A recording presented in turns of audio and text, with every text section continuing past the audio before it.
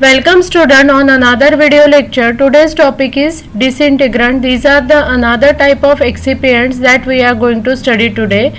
The agents added to the tablet, capsules and some other encapsulated formulation to promote their breakdown into smaller fragments in an aqueous environment are termed as disintegrant. So those agents which are added in formulations such as tablet or capsule, and what is the role to break down that tablet into smaller pieces.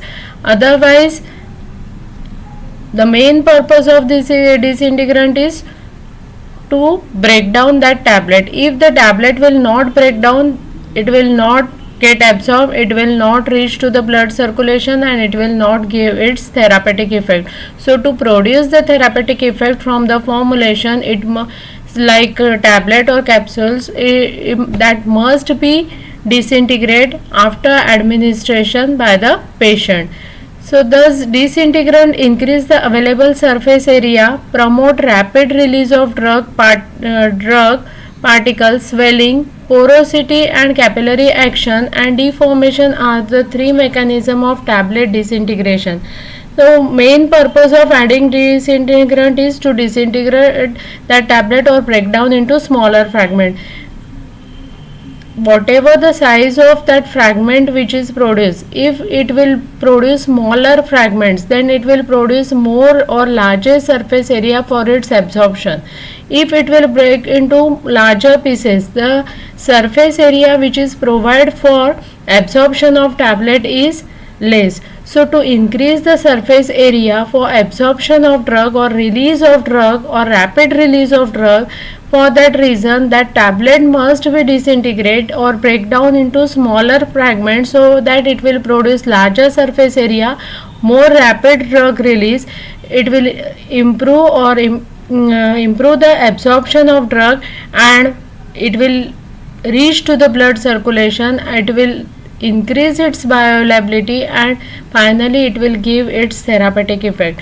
So not only the breaking down of tablet into smaller fragment, but that breakdown should be in smaller fragments. Small size particles are produced after administration of drug by the patient, that will result into fast action, rapid action and better therapeutic effect. So what are the different mechanisms by which the tablet should be disintegrated, that should be taken into consideration, and in that first is swelling. So after administration of tablet by the patient, that tablet will come in contact with the body fluid, or it will become into gastrointestinal fluid, or it will become into contact with the saliva. When it will come in contact with the body fluid or gastrointestinal fluid, what will happen in case of swelling? It will swells many more times the quantity of water, and it will produce or small particles or fragments due to swelling of more water, and in that case the heat will release, and that will cause due to adhesion forces. These adhesion forces are occurred by the other excipients or other components which are present in the drug formulation, and due to which the breaking or fragmentation of tablet will takes place. Next is porosity. Porosity is with the drug having or tablet which is having porous nature, and in the pores the water will absorb and or drawn, and due to which it will get breakdown into smaller fragments. After that, next one is capillary action. After administration of drug, the drug will come in contact with gastrointestinal fluid. When it will comes in gastrointestinal fluid, it's like that you are taking a capillary of glass, and that glass capillary, when you are putting it in a solution, that solution will rises up into the capillary. It is that rising of that fluid into the capillary that will against gravitational force. Same principle is applied here.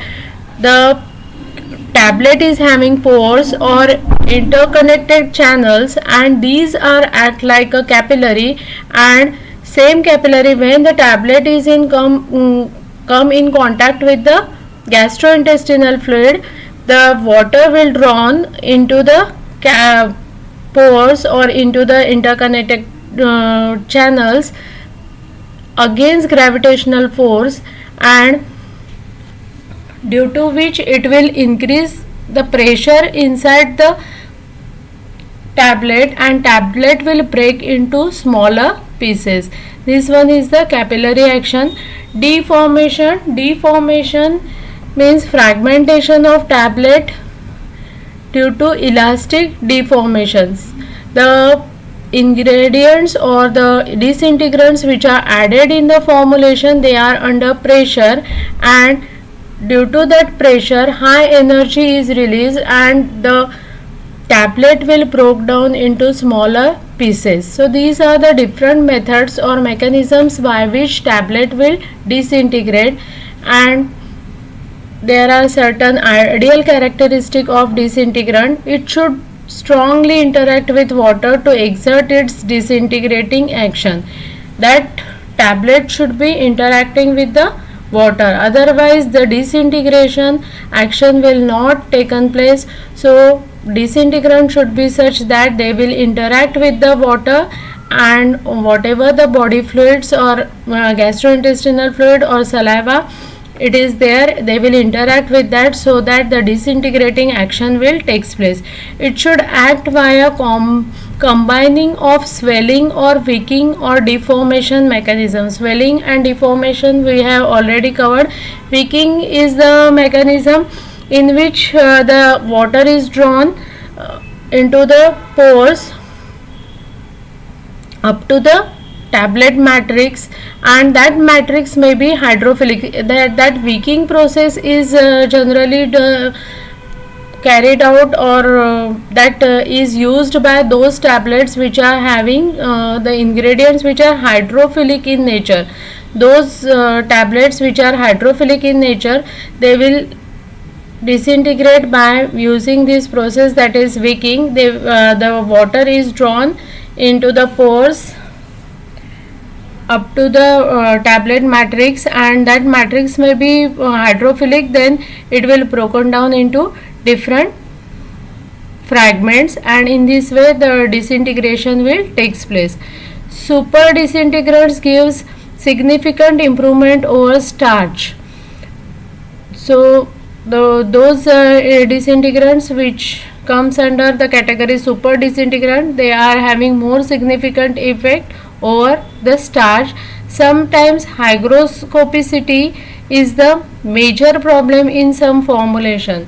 So many ingredients or many herbal formulation, they are hygroscopic in nature. They have tendency to absorb moisture, and it will produce problems, or it will reduce the effectiveness of disintegrant if the other ingredients or other constituents which are added, they are hygroscopic in nature, or if the disintegrant is also hygroscopic in nature, it will reduce its effectiveness. So that is the main problem. So that should be a problem in formulation. So it should be free from hygroscopicity, and super disintegrants, they will give more effect over the starch. So these are the ideal characteristic of disintegrants. After that, advantages, they are effective even in low concentration. Even the concentration of disintegrant is low, but they are giving proper disintegration effect. They impart a less effect on compressibility, flowability of the granules or powder. So whatever the disintegrants which are used in formulation, they will not produce any effect during the compressibility of the tablet. Proper or uniform compression of tablet will takes place. It will not produce any effect, adverse effect on compressibility and flowability of granules from or powder. if the powders are used or if the granules are used, the properly the granules will flow properly from hopper to die cavity. It will not produce any problems in flow ability of the granules. They are more effective in intragranular form. So all these are the advantages when we are using disintegrant. They will not produce any problem in compressibility. They will not produce any adverse effect on the flow of the granules, and even in low concentration they are giving their effect, and they are more effective in intragranular form. Disadvantages of disintegrants are they are more hygroscopic. The tendency of these disintegrant is they will absorb the moisture, and that will reduce its effect. Effectiveness is reduced if they are hygroscopic in nature, therefore cannot be used for moisture sensitive drug. Those drugs which are moisture sensitive, in that case such disintegrants cannot be used. Some of them are anionic, therefore can slightly bind to cationic drug in vitro. So if cationic drugs are used in any formulation, in that case if anionic disintegrants are used, then they will slightly bind and it will produce an adverse effect. For that reason, if cationic drugs are used, then anionic disintegrants are not used.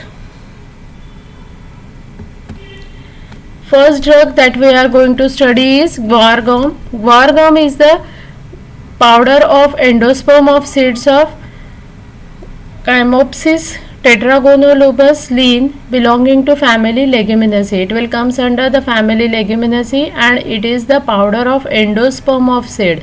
So the endosperm portion of the seeds that contains guar gum and family is Leguminaceae. Guar gum powder is obtained from guar seeds undergoing multiple industrial process. Guar gum attains uniformity and very high viscosity at low concentrations by getting rapidly hydrated in cold water.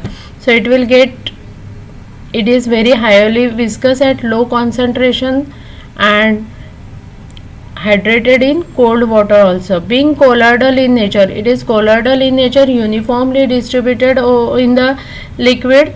It provides excellent thickening to the solution. Because it is colloidal in nature, it will form a uniform mixture. Uniform mixture will produce all the solid particles are uniformly distributed in the liquid, and hence it can be used as an excellent thickening agent.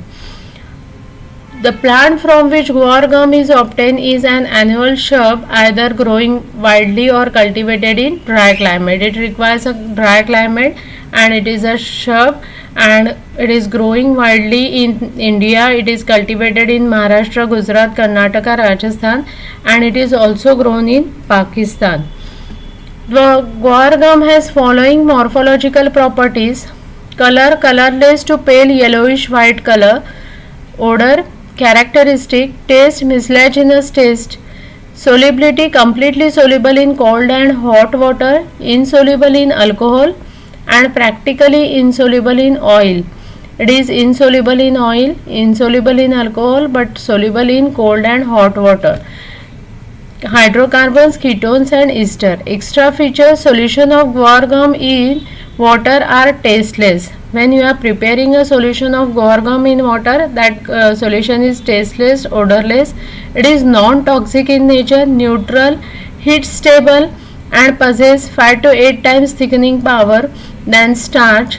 In water, guar gum forms a thick colloidal solution and swells rapidly. It will form a thick colloidal solution and it will swell rapidly.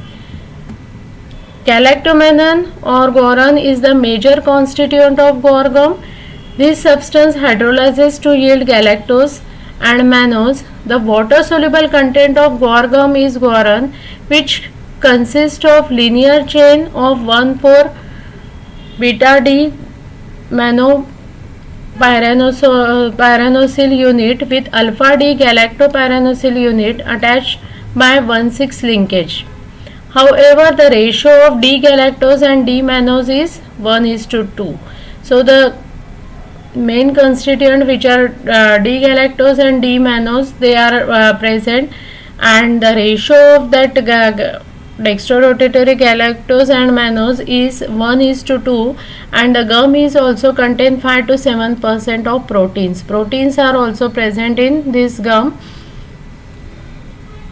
So galactomannan is the major constituent, that is galactose and mannose. These are the major constituent of this guar gum. Apart from that, protein is another important constituent which is present in the drug. It is having following uses. It is used as bulk laxative, used as protective colloid. It is, since its thickening power is 5 to 8 times more than starch, it is used as a thickener. It can be used as a thickener because it is colloidal in nature and excellent thickening agent, and used in treating peptic ulcers. It will provide soothing effect when applied over the mucous membrane. So it is used in treating peptic ulcer. It is an appetite depressant. It can be used as a anti-cholesterol agent. It will reduce the cholesterol level. It is used as a binding and disintegrating agent in tablet manufacturing. It is used in paper sizing. It is widely used in film forming agent for cheese, salads, dressing, ice cream and soup. In that it is used as a film forming agent. It is used in pharmaceutically to produce jelly. It is used in suspension, emulsion, lotion, cream and toothpaste. All these are the different pharmaceutical formulation, and it is used as a excipient in this formulation. It is used as a flocculant, filtering agent in mining industry. Also used in water treatment plants as a coagulant aid. Another drug is starch. Starch is a polysaccharide granule which is obtained from the grains of maize, maize, lean, rice, Oryza sativa lean, wheat, Triticum aestivum lean, and potato tubers, that is Solanum tuberosum lean. Maize, rice, wheat belong to family Gramineae, while the potato belongs to family Solanaceae. So this is about the biological source of starch. It is white, colorless, solid carbohydrate, occurs in the form of minute granules in seed, tubers and other parts. For example, rice, corn, wheat, beans, potato and other vegetables, it contains starch. The main important constituents are amylose, that is beta amylose, and amylopectin, that is alpha amylose. Alpha amylose and beta amylose, amylopectin, these are the important constituents. Two major different polysaccharides which are present in starch, and the ratio is 1:2. The former is water soluble, that is amylose is water soluble portion, while latter amylopectin is water insoluble, but it swells in water. Though it is water insoluble, but when it will added in the water, it will get swells in the water, and is responsible for gelling property of starch. With iodine, amylose produce blue color, while amylopectin produce bluish black color. So when starch is treated with iodine, the amylose portion that will produce blue color, and amylopectin it will produce bluish black color. Starch, it is used as an absorbent and emulsant. It will produce soothing effect over the mucous membrane, which when it is applied over the mucous membrane, it is protective absorbent property, make it suitable ingredient for dusting powder. That starch is also used as a dusting powder. It is used as disintegrator and binder in tablets and pills. It is used as diluent and lubricant in capsules and tablets. Used as diagnostic aid for proper identification of crude drug, because it will produce a blue color with iodine. It is used for identification of crude drug. When the starch is present in the crude drug, and over that crude drug, when iodine is applied or iodine test is performed, if it will produce blue color, that will indicates that crude drug contains starch. And when microchemical test is performed, that will also determine how much starch grains are present in that particular drug also.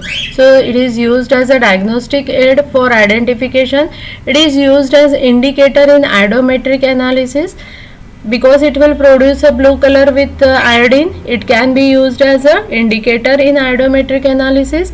It is used as antidote in iodine poisoning. Glycerin of starch, it is used as emollient and base for suppositories.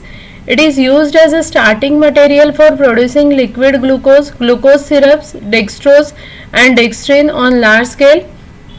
It is applied topically in itching.